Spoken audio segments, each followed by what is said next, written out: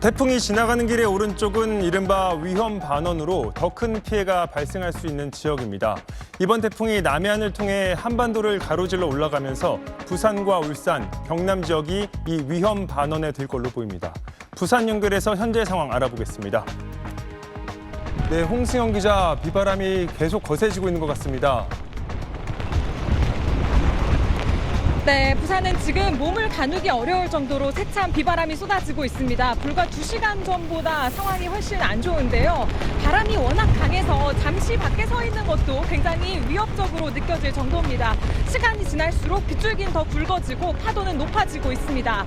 태풍 영향권에 들어온 부산 전역에는 어젯밤 11시 태풍 경보가 발효됐고 오륙도엔 한때 초속 25m의 매우 강한 바람이 관측됐습니다. 부산은 오늘 오전이 가장 큰 고비입니다. 오전 9시쯤 경남 통영 남해안에 태풍이 상륙하면서 부산에도 강한 비바람이 예상됩니다. 기상청은 오늘까지 최대 400mm의 비와 초속 40m의 강풍이 부는 곳이 있겠다고 내다봤습니다. 네, 부산 곳곳에서 이 통행이 금지되는 곳도 생기고 있죠. 어디입니까? 네, 광안리 해수욕장을 비롯해서 부산의 모든 해수욕장은 어제부터 입수 금지 조치가 내려졌고 부산 온천천 등 하천변 27개소도 출입 금지선이 쳐졌습니다. 초량 지하차도 등 지하차도 5곳을 포함해 도로 23곳이 통제됐고 초속 20m가 넘는 강풍이 불 경우 광안대교를 비롯해 바다 위에 놓인 다리의 통행도 모두 제한됩니다. 지금까지 인명피해는 발생하지 않았지만 붕괴와 침수 우려 등으로 부산에서 430여 명이 사전 대피했습니다. 오늘 부산의 모든 학교는 원격 수업으로 전환하고 부산 도시철도 1호선에서 4호선까지 지상 구간은 첫차부터 운행이 중단됩니다. 경전철 열차도 태풍의 영향권에서 벗어날 때까지 운행하지 않습니다. 지금까지 부산 광안리에서 SBS 홍승현입니다. DJ 3인방을 비롯한 직원들이 구속된 경기도 수원의 디스코 팡팡. 사건 이후에도 다른 팀원들이 빈자리를 메우며 영업은 계속됐습니다. 이곳이 문제가 된 디스코 팡팡 업체입니다. 안에서 미성년자들을 상대로 어떤 일들이 벌어지는지 한번 확인해 보겠습니다. 10대 여학생들을 태우고 디제잉을 하는 직원. 영업 방식으로 보이기엔 정도가 심한 발언들이 이어집니다.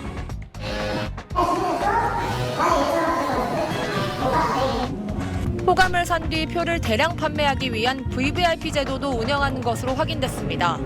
한 장에 4,000원인 표 50장을 사면 스티커 사진을 찍어주고 100장을 사면 DJ 개인 SNS에 이름을 언급해주거나 손편지를 써주는 방식입니다. 100장 끊어서 하면 개인표도 해줘요? 그거는 한 번에 한 400~500장? 아직 볼링장을 받았어요. 같은 소유주가 운영하는 또 다른 디스코 팡팡. 역시 VIP 제도를 두고 가장 표를 많이 산 사람은 DJ들과 회식 자리에 참석시키는 등의 이른바 특전을 뒀습니다. VVIP는 한 명만 더 10대가 무한 경쟁을 유도했습니다. 회원번호를 깨야지 VVIP 올라갈 수 있고 VVIP만 내리는 거예요. 900장 거예요. 아, 그 저예요? 300, 400만 원. 저는 진짜 요즘에 지폐 뭉치를 손에 든 여중생. 아르바이트까지 해가며 DJ의 실적을 채워주고 있다고 말했습니다. 네, 알바도 하루 목표 점수가 있고 그걸 채워야 되거든. 퇴근을 하는데 못 채우면 12시까지 있다가 가요. 경기도의 다른 영업장도 마찬가지. 몇십 장씩 사가지고 10대의 마음과 돈을 노린 상술은 취재진이 점검한 현장마다 빠짐없이 발견됐습니다. SBS 김봄입니다. 오아시스 마켓 배송기사 A씨는 이른 새벽부터 업무를 시작합니다. 아침 7시 전까지 할당된 물량을 모두 배송하려면 엘리베이터를 기다리는 시간도 아깝습니다. 거의 다 들고 뛰어다니세요? 계속? 네, 보통 4층까지는 가고 뛰어 올라가는데 그런데 A씨는 최근 회사로부터 갑작스런 배상 통보를 받았습니다.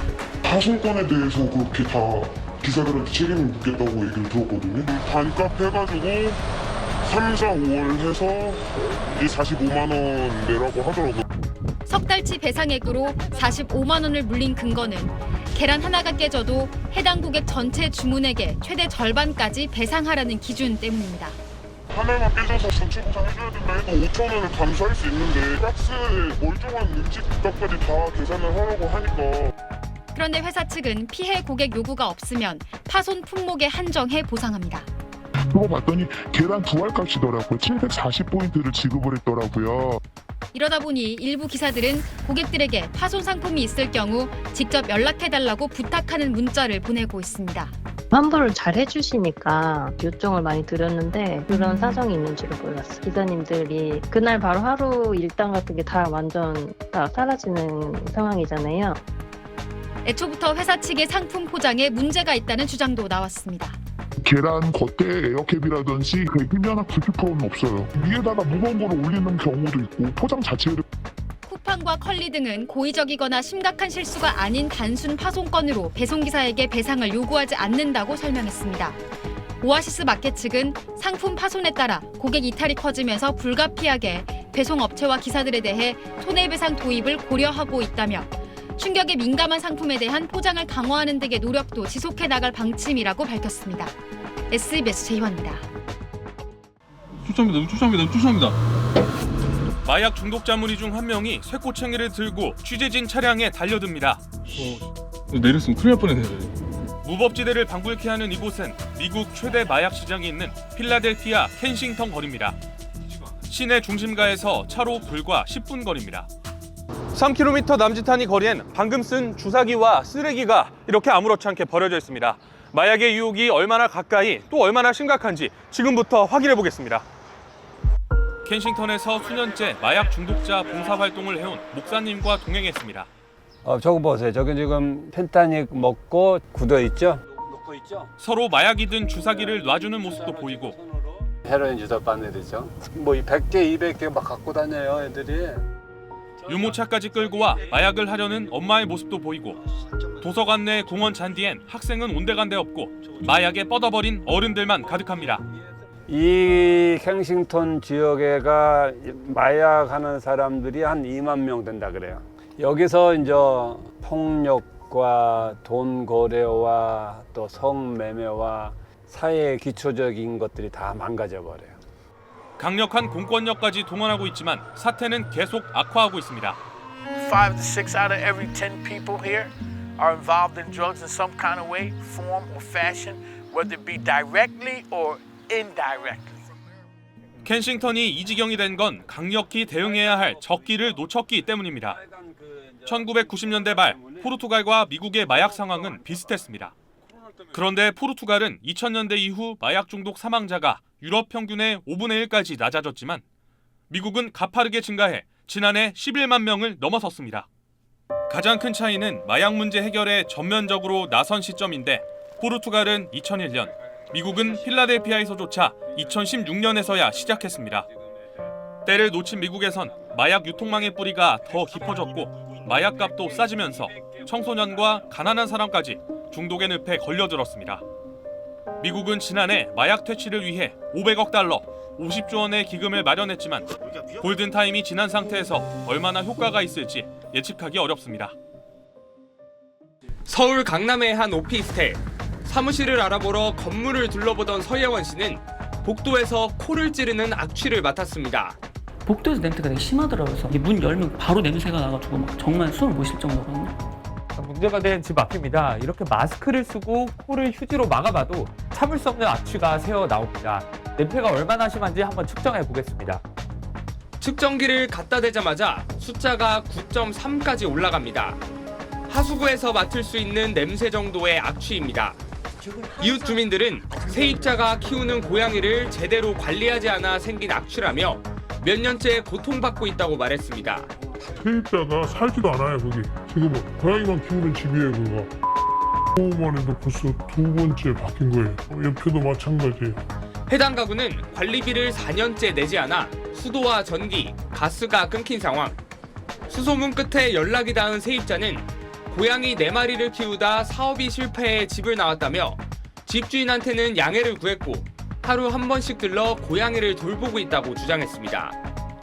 층 전체에 하수구 수준의 악취가 진동하지만 해결책은 마땅치 않습니다. 관리사무소는 동의 없이 반려동물을 키우더라도 강제로 퇴거 명령을 하거나 처벌할 수 있는 법적 근거가 없어 어쩔 수 없다는 입장입니다.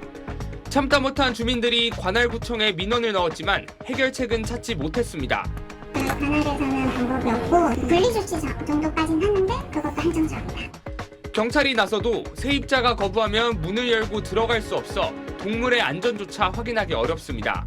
법적 근거 이런 게 있다라고 한다면 그분들도 열심히 움직이실 텐데 그런 부분에서 아직 많이 미비하다 보니까 공동 주거시설의 경우 층간소음 외에도 각종 냄새 등으로 인한 다툼도 빈번한 만큼 적절한 대책 마련이 필요하다는 지적입니다. SBS 김지욱입니다.